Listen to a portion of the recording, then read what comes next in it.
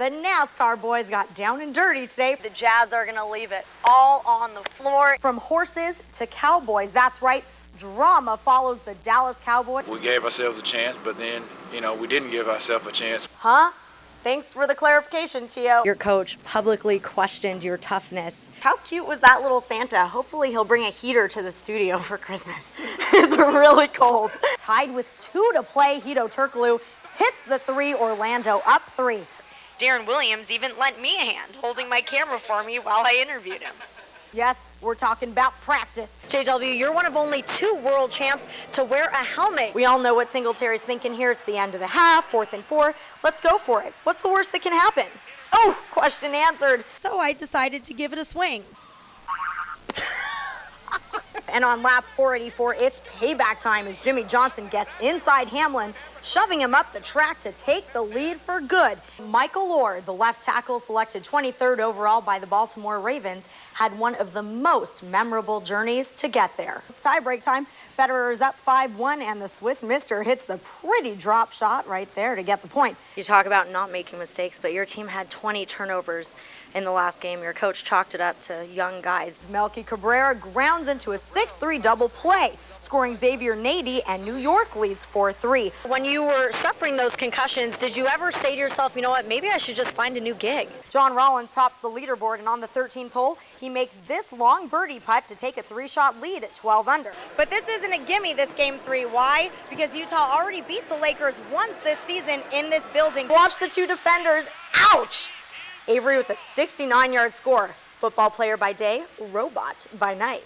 The Jazz are using tonight's game as an opportunity to send LA a message. 36 seconds in OT, Kobe finds Derek Fisher for another 3. I didn't hear the applause part. You got some boos too, I'm not gonna lie, but the people around me were applauding you. It's that time of the NBA season where the best in the league descend upon one lucky city, they take it over, and show the world why it is they deserve to make bazillions of dollars. NBA All-Star Weekend is in full swing in Phoenix, Arizona with the slam dunk competition. Here's 5'6" Nate Robinson taking flight. Oh my gosh, Spike Lee loving it. Now, here's Rudy Fernandez of the Portland Trailblazers with some fancy moves. Off-field issues continue to plague the ISU football team. Linebacker Travis Anderson and wide receiver Ryan Anchetta Major were released from the program after being arrested for shoplifting in Idaho Falls in late March. Thanks, Tommy. It's also freezing in Chicago, where the hometown Bears are hoping to get a win against the Green Bay Packers. Second quarter, Green Bay on 1st and 15. Rodgers throws short to Ryan Grant, and he toughs his way into the end zone for the touchdown. The Pack lead 14-3.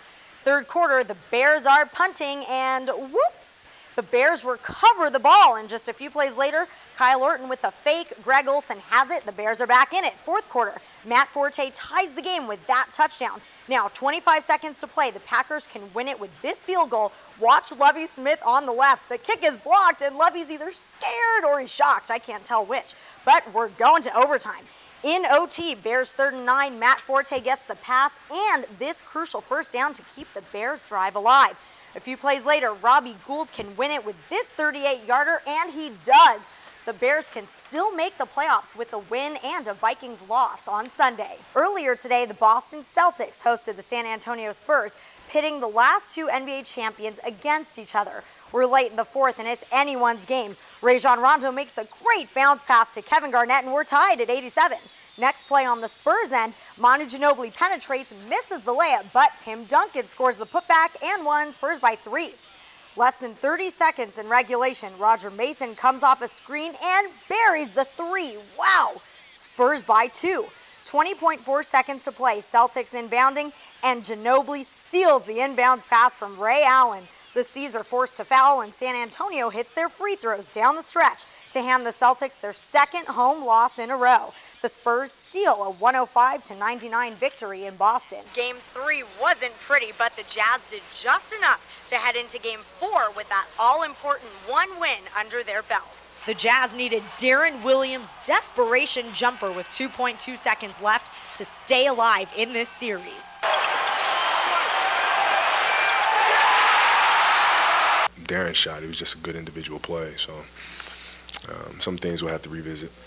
While Williams' 13 points and 9 assists did not impress, neither did Kobe Bryant's offensive performance, shooting just 5 of 24 from the field. He wasn't getting open looks like he has in the past. He wasn't getting highlight drives to the basket where he was dunking and finishing on people. He was taking contested jump shots. In fact, the difference in Game 3 for Utah was their defense. And the reason why we won the game was because they shot 36% from the floor. They had a good lead on us, 13 points, but the reason why we won was our defense. Meanwhile, the Lakers' usually stifling defense never made it to Energy Solutions Arena. It was physical. I don't think it was any more physical than the first two, to be honest with you. I think it's, anytime you play Utah, it's going to be a physical series. I don't think this one was any different. Losing a road game to one of the best home teams in the NBA may have humbled the uber-confident Lakers. We won't be cocky.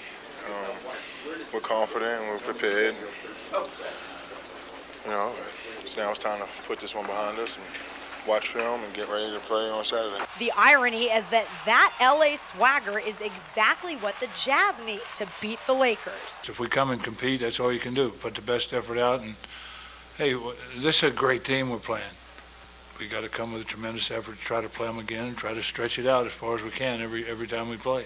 It's going to take a better effort on Saturday, especially from me. But you're not going to see Kobe shoot 5 for 24 again. He's going to come out with a lot of fire and hit more shots. So we got to be ready for that. The Jazz are going to leave it all on the floor in Game 4. They can even out this series with a win tomorrow night. In Salt Lake City, Jackie Pepper, Eyewitness Sports. With tomorrow's inauguration of our country's first black president, Martin Luther King Day seems to take on a special significance this year. While there are many pieces to the evolving puzzle that is the civil rights movement, sports and athletes have helped pave the way to equality in America. In 1936, Jesse Owens became the first American to win 4 Olympic gold medals at the Summer Games in Berlin. While Owens could travel and room with his white teammates in Hitler's Germany, he could not do so at home in a segregated United States. Well, it's very important to understand what changed and how history was and how it is today. It's important to know that, and it's important to take the things that happened and that has changed into consideration. On April 15th, 1947, Jackie Robinson played his first game for the Brooklyn Dodgers, single-handedly integrating Major League Baseball. 7 years later, the Supreme Court would rule segregation to be unconstitutional in Brown versus Board of Education. And he had to deal with a lot of tough things because racism was really big back then, but the world is different. Who would have thought I'd be out in Idaho playing basketball? Boston Celtics center Bill Russell became the first black superstar in the NBA in the 1950s, winning 11 NBA championships before becoming the first black head coach in American sports when he coached the Celtics from 1966 to 1969. They're legendary to me. They did something that has been accomplished, and they set standards and stepping stones for other people to accomplish goals that never thought that could be accomplished. So many athletes fought racism, being verbally, physically, and emotionally abused, but in their suffering, provided the open door for today's sports figures to play the game they love and make it their livelihood. I'm just going to try to follow in their footsteps. They paved the way for us and everything, so hopefully I try to make sure I use it for good, not make their strides in vain. Well, many of us view sports as a fun way to spend a Sunday afternoon. Maybe it is more than just a game after all. At the Martin Luther King Day March in Pocatello, Jackie Pepper, Eyewitness Sports.